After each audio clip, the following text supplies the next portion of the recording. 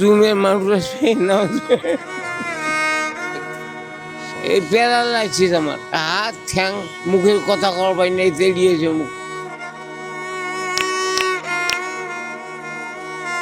কুড়িগ্রামের নাগেশ্বরী উপজেলার বাঁশেরভিটা গ্রাম। এখানকার ৮০ বছরের বৃদ্ধ কচিরউদ্দিন কচু জীবনের শেষ প্রান্তে এসে আজ শুধু টিকে থাকার লড়াই চালিয়ে যাচ্ছেন।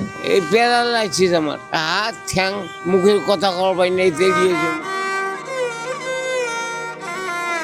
বয়সের ভার, দারিদ্র্য আর রোগ সব মিলিয়ে তার দিনগুলো কাটছে এক কঠিন পরীক্ষার মতো।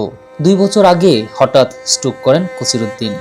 সেই থেকেই পুরো শরীর প্যারালাইজড। আগে নিজ হাতে মাঠে ঘাটে কাজ করেছেন, সংসার চালিয়েছেন, কখনো কারো কাছে হাত পাতেননি। ইসকে চলাছি ওই ভ্যানে শিয়ে ৬টা বেডি বিয়ে দিছি আর একটা বেডি আছে। কিন্তু আজ পরিস্থিতি তাকে এমন এক জায়গায় এনে দাঁড় করিয়েছে যেখানে খাবার জুটে শুধু মানুষের দয়ার উপর ভর করে। কেউ যদি এগিয়ে এসে একবেলা খাবার দেয় তবেই তার দিন কাটে। আর চিকিৎসার খরচ, অসুস্থ শরীর নিয়েই রাস্তায় বসে ভিক্ষা করে জোগাড় করতে হয় সেই টাকাটুকু। ৮০ বছরের এই বৃদ্ধের চোখে চোখ রাখলেই বোঝা যায় কতটা অসহায় জীবন তিনি বয়ে বেড়াচ্ছেন।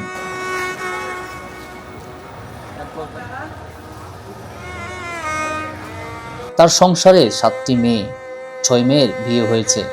এক মেয়ে এখনো অবিবাহিত। আর ঠিক এই মেয়েকে নিয়েই তার সবচেয়ে বড় দুশ্চিন্তা। কচিরউদ্দিন কাঁপা কাঁপা গলায় বলেন, এই জুমে মানুষ আসবে না যদি দেয় তাই নিয়ে যাবো। ছেলে একটা ছিল ৭ বছর পরে মারা গেছে। ওই আমার একটা বেরিয়েছে, ওই বেটে বিয়ে দিলে আমি আল্লাহ নিয়ে যাব। অসুস্থ শরীর, ভাঙা ঘর, খালি হাড়ি সবকিছু মিলিয়ে প্রতিদিনই তার কাছে সংগ্রাম।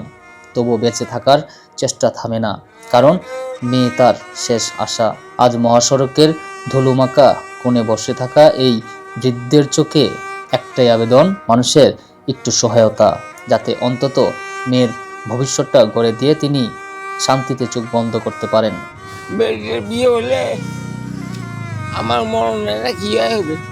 এটাই কচিরউদ্দিন কচুর জীবন আর এক বাবার শেষ প্রার্থনা। ক্যামেরায় আশিককে সঙ্গে নিয়ে আমি মোহাম্মদ সোহেল রানা, ঢাকা প্রেস, ঢাকা।